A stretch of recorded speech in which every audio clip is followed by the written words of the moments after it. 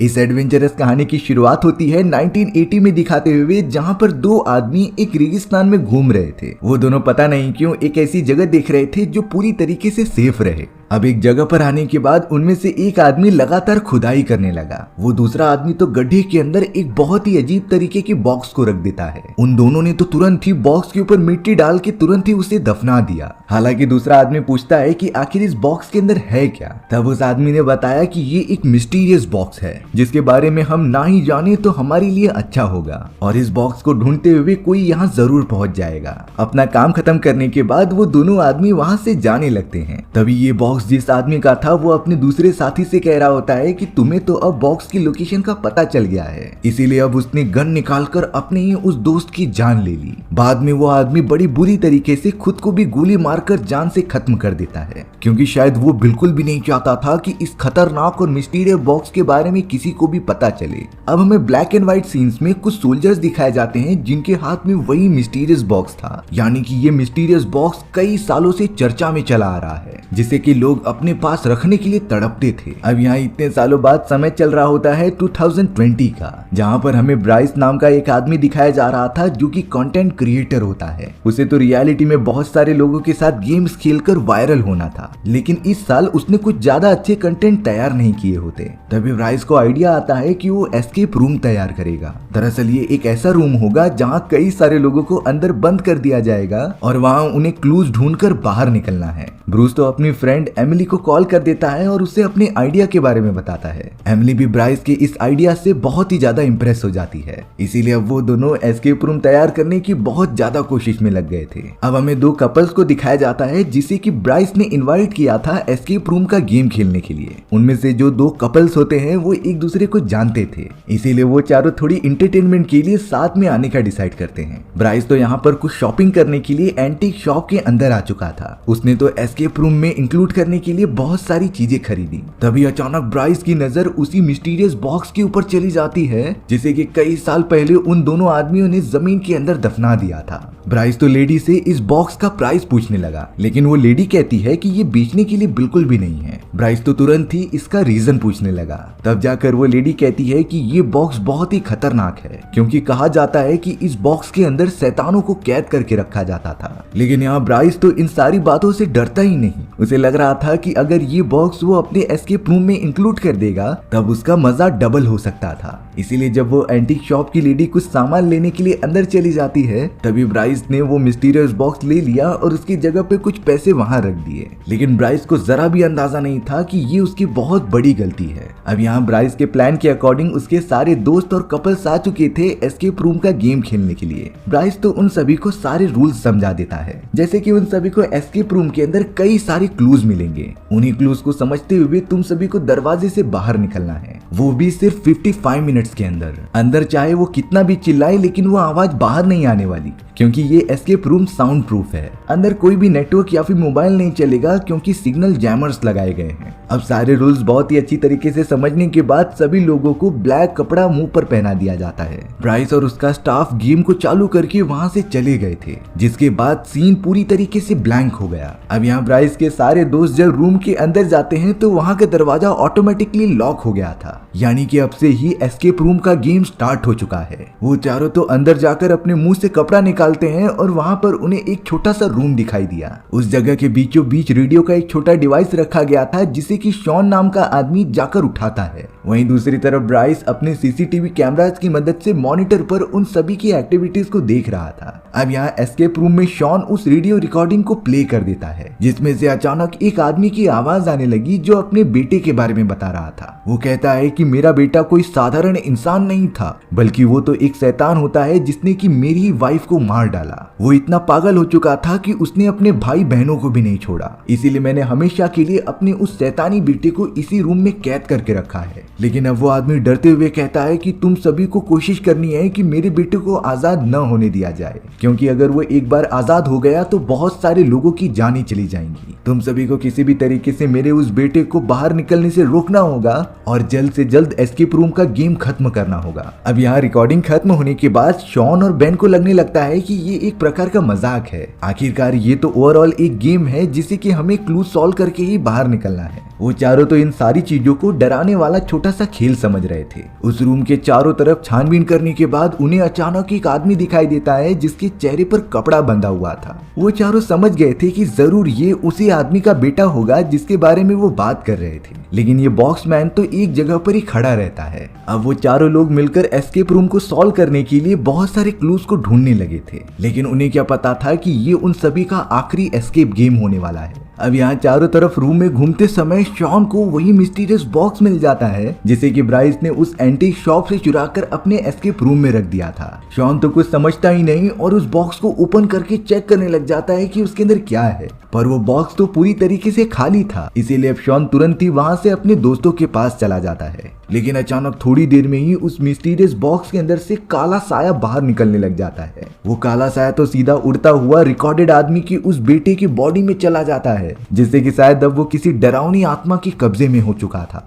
इस बात का अंदाजा तो रूम में मौजूद चारों लोगों को होता ही नहीं। वो सब तो नए नए क्लूज ढूंढने में बिजी हो गए थे जिससे कि एस्केप रूम से बाहर निकल सकें। अब शॉन को एक दरवाजा मिलता है जिस पर 3 नंबर्स के कॉम्बिनेशन का लॉक लगाया गया था। वो तो रेड, ग्रीन और ब्लू कलर के कॉम्बिनेशन होते हैं जिस पर 0 to 9 के नंबर्स लिखे गए थे। शॉन की गर्लफ्रेंड को तो पास ही वाले सेल्फ पर से एक इरेजर मिलता है जिसके ऊपर DER लिखा था। वो चारों लोग फिलहाल के लिए सारे सबूत इकट्ठा कर रहे होते हैं जिन्हें कंबाइन करके वो बाहर निकल सकें। अब शॉन की गर्लफ्रेंड ने तो पास ही में मौजूद एक लीवर को नीचे खींच दिया था, जिससे कि अचानक ऊपर की तरफ से एक डेड बॉडी नीचे की तरफ आती है। दरअसल ये उसी रिकॉर्डेड वाले आदमी की डेड बॉडी होती है जिसके बारे में हम बात कर रहे थे, लेकिन बाद में ये पता चलता है कि ये तो एक नकली डेड बॉडी है, जिससे कि वो चारों लोग रिलैक्स हो गए थे। अब यहाँ शॉन जो लगातार क्लू ढूंढ रहा था उसे एक कप के अंदर 2 कॉइन्स मिलते हैं। शॉन ने तो वो 2 कॉइन्स अपने पास रख लिए थे जिससे कि आगे आने वाले क्लूज में उसे कंबाइन करने में मदद मिले। अब यहाँ शॉन ने नोटिस किया कि जंजीर से बंधा हुआ वो मास्क मैन अब थोड़ा आगे आ चुका है। सभी लोग इस बात को बहुत ज्यादा सीरियस लेने लगे थे, लेकिन शॉन बाकी लोगों को समझाते हुए कह रहा था कि शायद ये मास्क मैन के अंदर कोई प्रोग्रामिंग की गई है जिससे कि वो 5 मिनट बाद थोड़ा सा आगे आ जाएगा, लेकिन ये सभी लोग नकली हैं, हमें इन पर ध्यान देने की जरूरत ही नहीं,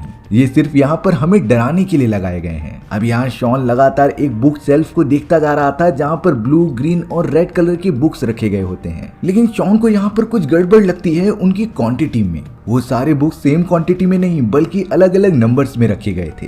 इसीलिए शॉन अपनी गर्लफ्रेंड से कहता है कि ये जरूर कोई क्लू हो सकता है लॉक ओपन करने का। इसीलिए अब शॉन ने अपना दिमाग लगाया और उन कलरफुल वाले बुक्स की क्वांटिटी को ध्यान में रख लिया। वहाँ पर तो 5 रेड, 2 ब्लू और 3 ग्रीन कलर की बुक्स मौजूद थी। इसीलिए वो तुरंत ही उस लॉक में जाकर इनकी क्वांटिटी इंटर कर देता है। लकीली शॉन का ये फॉर्मूला पूरी तरीके से काम कर गया था, क्योंकि अब उस कबर्ड का लॉक ओपन हो जाता है। उस कबर्ड के अंदर तो एक चाबी रखी गई थी जो पास ही वाले मौजूद एक सूटकेस की होती है। शॉन तो तुरंत ही अपने बाकी दोस्तों के साथ चाबी लेकर सूटकेस भी खोल दे रहा था। उसके अंदर से अब उन्हें एक कैंची मिलती है जिसके ऊपर थोड़े से खून के धब्बे लगे हुए थे। शॉन और उसके दोस्तों को थोड़ा सा तो शक होता है, पर वो इसे एक हथियार की तरह यूज कर सकते थे। वहीं दूसरी तरफ अब हमें ब्राइस को दिखाया गया जो मॉनिटर पर लगातार उनके ऊपर नजर रख रहा था, लेकिन अचानक उस जगह के नेटवर्क में काफी इश्यू आने लग जाता है, जिससे कि ब्राइस का मॉनिटर एकदम ब्लैंक हो चुका था। यानी कि अब जो भी अंदर चीजें हो रही हैं उसे ब्राइस नोटिस या फिर देख भी नहीं सकता। यहाँ एस्केप रूम के अंदर तो शॉन के पास अब एक कैंची थी जिसे कि वो मास्क मैन के पास ही रखे गए एक कार्डबोर्ड बॉक्स को जाकर काटने लग जाता है।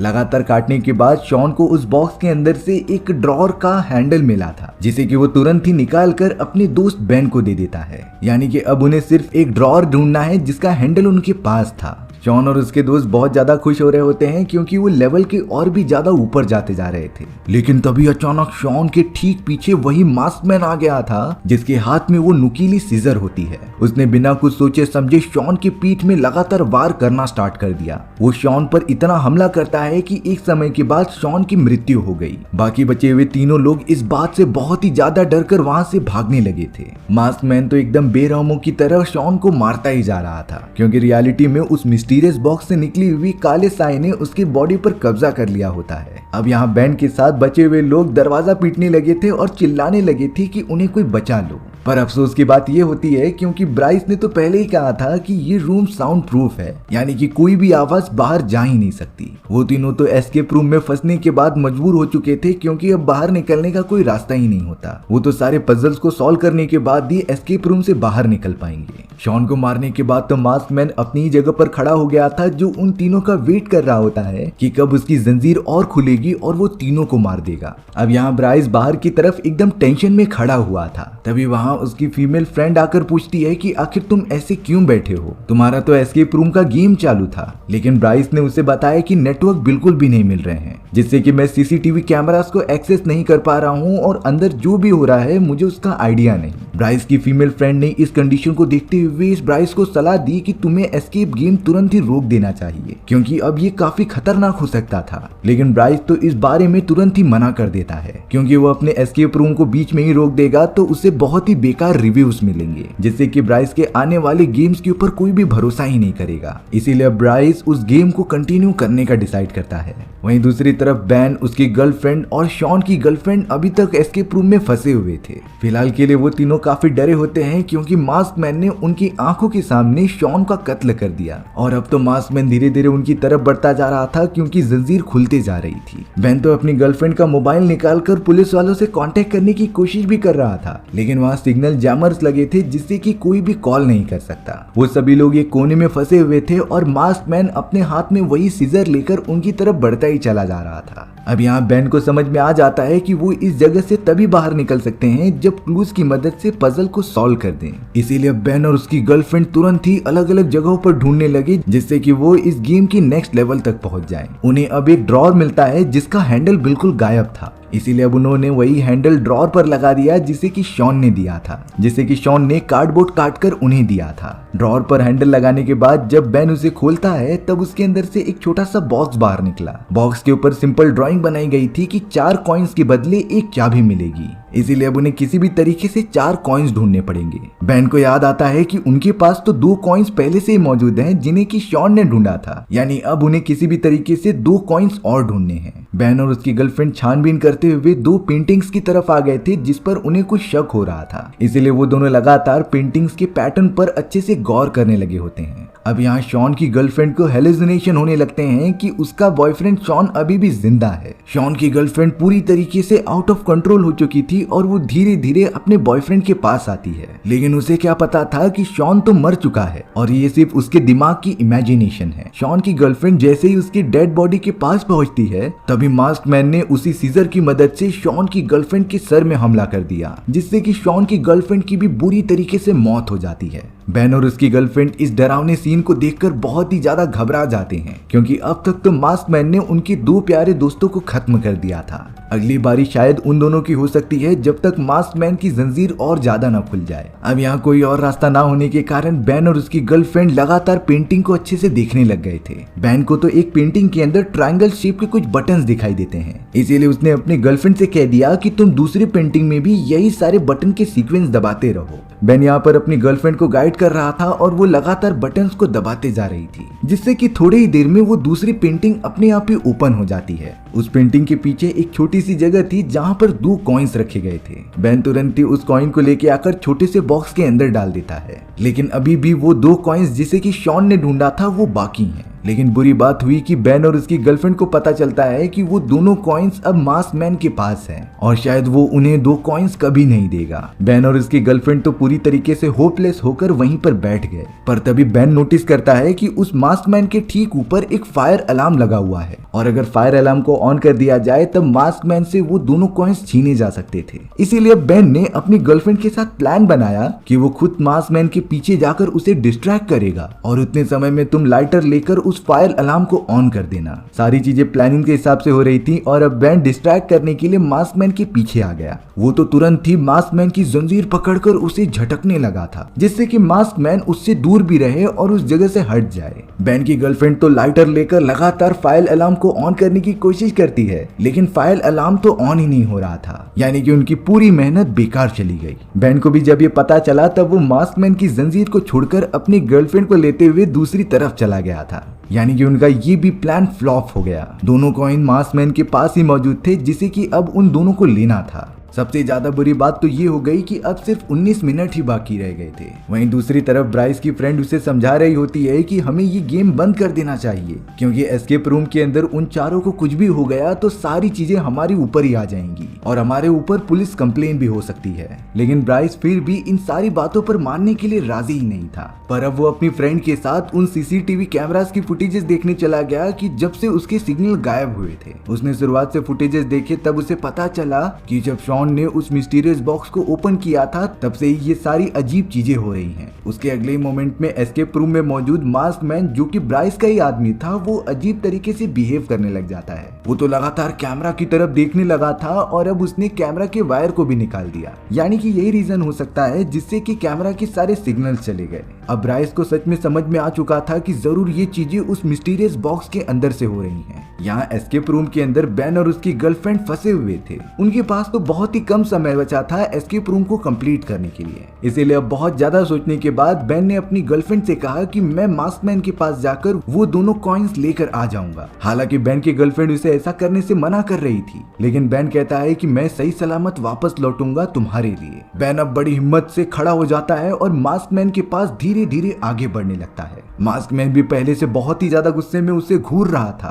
तभी बेन को नीचे गिरे हुए मिरर्स के कुछ टुकड़े मिलते हैं, जैसे कि उसने तुरंत ही उठा लिया था। अब अचानक बेन की गर्लफ्रेंड ने एक ब्रीफकेस उठाकर उस मास्कमैन के ऊपर मार दिया, जिससे कि मास्कमैन थोड़ी देर के लिए डिस्टर्ब हो जाता है। इसी मौके का फायदा उठाकर बेन ने उस मिरर के टुकड़े से मास्कमैन पर लगातार हमला कर दिया। वो तो उसकी एक आंख पूरी तरीके से फोड़ देता है, पर इस खतरनाक वार से भी मास्कमैन को जरा भी तकलीफ नहीं हो रही थी, मानो कि उसे जरा भी खरोच न लगी हो। मास्कमैन तो बहुत ही ज्यादा गुस्से में आकर बेन का मिरर वाला टुकड़ा छीनकर उसके हाथ में घुसा देता है, जिससे कि बेन को बहुत ही ज्यादा दर्द हो रहा था और वो नीचे गिरकर बेहोश हो गया। बेन तो पूरी तरीके से अनकॉन्शियस होने के कारण अब उसकी गर्लफ्रेंड को कोई बचा ही नहीं सकता। मास्कमैन तो लगातार बेन की गर्लफ्रेंड के पीछे जा रहा था और वो लगातार जमीन की तरफ भाग रही थी। बेन की गर्लफ्रेंड चिल्लाते रहती है कि मैं बेकसूर हूँ, मुझे कुछ मत करो। तभी अचानक मास्कमैन की जंजीर खत्म हो जाती है और वो वहीं पर रुक जाता है। उसने तो बेन की गर्लफ्रेंड को बड़ी आसानी से वो दोनों कॉइन्स दे दिए थे। बेन की गर्लफ्रेंड तो दोनों कॉइन्स को लेकर बॉक्स में आकर डाल देती है, जिससे कि वो बॉक्स ओपन हो गया था। बॉक्स के अंदर तो एक और चाबी होती है जो पास ही वाले कबर्ड की थी।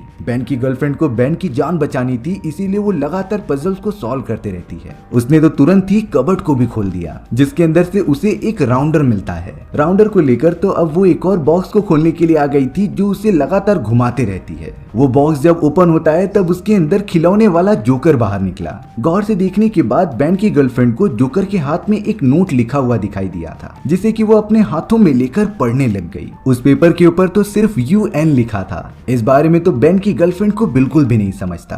अब यहाँ ब्राइस सब कुछ देखने के लिए अपने एस्केप रूम का डोर ओपन करके अंदर चला जाता है, पर तभी मास्कमैन उसके ठीक सामने आकर ब्राइस को पकड़कर एस्केप रूम के दरवाजे से दूर फेंक देता है। मास्कमैन ने तो एस्केप रूम का दरवाजा वापस से बंद कर दिया था और अब तो दरवाजा खोलने की चाबी भी ब्राइस से गलती से अंदर ही गिर गई थी, जिसे कि अब मास्कमैन उठा लेता है। ब्राइस तो इस सारी चीजों से बहुत ज्यादा डर गया और अपनी फ्रेंड को जाकर पुलिस वालों को कॉल करने के लिए कहा। मास्कमैन ने तो दरवाजा खोलने की चाबी को लेकर एक दूर कोने में फेंक दिया था और अब जैसे जैसे समय बीतता जा रहा होता है, वो खतरनाक मास्कमैन बेन की गर्लफ्रेंड की तरफ बढ़ता जा रहा था। एस्केप रूम से बाहर निकलने के लिए अब सभी के पास बहुत ही कम समय बच गए थे। बेन की गर्लफ्रेंड बहुत ही ज्यादा डरी थी, लेकिन उसे समझ में आ जाता है कि अगर उसे बाहर निकलना है तो हिम्मत दिखानी पड़ेगी। पर उसने जैसे ही अपने हाथ में लिए हुए उस UN वाले पेपर को जरा सा रब किया, तब वो लेटर्स मिटने लगे थे। इसीलिए बेन की गर्लफ्रेंड इरेज करने के लिए उस इरेजर को ले लेती है, जिसे कि उन्होंने पहले ढूंढा था। UN लेटर्स को अच्छे से मिटाने पर वहाँ अजीब तरीके के सिंबल्स बने थे। ये किसी अजीब तरीके के बटन्स के हो सकते हैं, लेकिन उसे तो बिल्कुल भी अंदाजा नहीं था कि आखिर ऐसी चीजें कहाँ पर मौजूद हैं। अब बेन की गर्लफ्रेंड ने डिसाइड किया कि वो यहाँ से बाहर निकल के ही रहेगी, भले ही उसे मास्कमैन का कत्ल करना पड़े। बेन की गर्लफ्रेंड ने तो नीचे पड़ा हुआ मिरर का एक टुकड़ा उठाया और मास्कमैन की तरफ हमला करने चली गई, पर तभी उसकी नजर दरवाजे पर लगे हुए एक पैटर्न पर पड़ती है, जिसके ऊपर सेम उसी तरीके के बटन्स लगे थे जिस तरीके से पेपर में बनाए गए हैं। यानी कि ये 4 बटन्स के कॉम्बिनेशन हो सकते हैं, जिससे कि यहाँ से बाहर निकला जा सकता था। पर अब इस गेम को खत्म करने के लिए बहुत ही कम सेकेंड्स बाकी रह गए हैं। बैन की गर्लफ्रेंड तो अब उस मिरर के टुकड़े को लेकर मास्क मैन पर हमला करती है और तुरंत ही उससे बचते हुए दूसरी तरफ चले जाती है। उसने तो तुरंत ही कार्ड पर लगे हुए उन बटन्स के सिंबल्स को दबाना स्टार्ट कर दिया। मास्क मैन की जंजीर इतनी ज्यादा बड़ी नहीं होती कि वो वहां पर पहुंच सके और अब यहाँ टाइम खत्म होने से पहले बैन की गर्लफ्रेंड ने उन सीक्वेंस को अच्छे से दबा दिया जिससे कि दरवाजा ओपन हो गया था। बैन की गर्लफ्रेंड पहली वो सर्वाइवर थी जो रूम से बाहर निकलने में कामयाब हो जाती है और अब मास्क मैन सामने आकर उसके लिए क्लैप कर रहा था क्योंकि बैन की गर्लफ्रेंड इस खतरनाक एस्केप रूम से पहली बार बाहर निकली थी। वो तुरंत ही वहां से भागते हुए कहीं दूर निकल जाती है। अब थोड़ी देर में तो वहां पुलिस ऑफिसर्स की एक टीम आ गई थी जो गन लेकर आगे बढ़ते रहती है। एस्केप रूम में आने के बाद मास्क मैन उन पुलिस ऑफिसर्स पर भी हमला करने आ रहा था, लेकिन सभी ऑफिसर्स ने अपनी गन की मदद से मास्क मैन को लगातार गोली मार दी। मास्क मैन तो जमीन पर गिरकर पूरी तरीके से खत्म हो जाता है। अगले ही मोमेंट में मास्क मैन के अंदर से वही काला साया बाहर निकल गया था, यानी कि सारी चीजें इसी काले साये की वजह से हुई हैं जो बॉक्स से बाहर निकला था। बैन और उसकी गर्लफ्रेंड को रेस्क्यू कर लिया गया था जिन्हें की जल्द से जल्द हॉस्पिटल पहुंचा दिया जाता है। ब्राइस भी वहां पर मौजूद था जो बैन की गर्लफ्रेंड को देखकर अजीब तरीके की स्माइल कर रहा था। देखने पर ऐसा लगता है कि वो काला साया अब ब्राइस की बॉडी में घुस चुका है जो शायद आगे चलकर और भी खतरनाक एस्केप रूम तैयार कर सकता था। ब्राइस तो तुरंत ही पुलिस वालों से बचते हुए वहां से चला जाता है। अब सब कुछ नॉर्मल होने के बाद ब्राइस की फ्रेंड उसी मिस्टीरियस बॉक्स को लेकर एंटीक शॉप में आ जाती है जिसे कि वो वापस लौटाना चाहती थी। ब्राइस की वो फीमेल फ्रेंड लेडी के पास आ जाती है जहां पर वो बता रही थी कि मेरा फ्रेंड ब्राइस कुछ समय पहले इस मिस्टीरियस बॉक्स को लेकर गया था पर अब वो पता नहीं कहीं गायब हो चुका है। उस एंटीक स्टोर की लेडी यही बता रही थी कि मैंने तो ब्राइस को पहले भी मना किया था इस मिस्टीरियस बॉक्स को ना लेके जाने के लिए क्योंकि ये बहुत ही ज्यादा खतरनाक है, लेकिन ब्राइस इसे एक खिलौना समझकर लेकर चला गया। अब वो लेडी ब्राइस की फ्रेंड से पूछ रही थी कि क्या तुमने इस बॉक्स को ओपन होते हुए देखा था कि नहीं। ब्राइस की फ्रेंड कहती है कि हाँ मैंने ऐसा देखा था। तभी वो लेडी बहुत ही ज्यादा टेंशन में आकर कह रही थी कि अब वो आत्मा तुम्हारे पीछे आएगी। उसने शायद अब तक तो ब्राइस को खत्म कर दिया होगा लेकिन अब बारी तुम्हारी है। इसी सस्पेंस वाली एंडिंग के साथ हमारी ये कहानी यहीं पर खत्म हो गई। सो व्यूअर्स, आपको ये स्टोरी कैसी लगी कमेंट सेक्शन में बताना भूलना मत। और अगर आपको मेरा एक्सप्लेनेशन 1% भी अच्छा लगा होगा ना तो वीडियो को लाइक एंड चैनल को सब्सक्राइब जरूर कर देना। मिलते हैं इसी तरीके की मजेदार वीडियोस में, तब तक के लिए बाय बाय।